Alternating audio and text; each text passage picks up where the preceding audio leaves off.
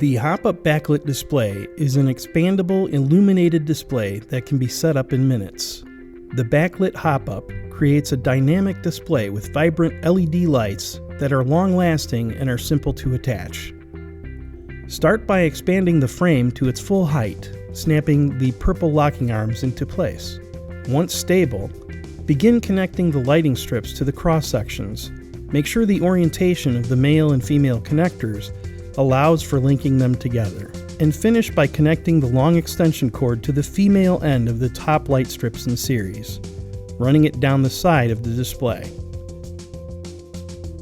Attach the top row of lights to the bottom row of lights. Connect the lights to the power supplies, top row first, followed by bottom. Once the lights are all connected, apply the graphic to the display, stretching it to wrap around the end caps.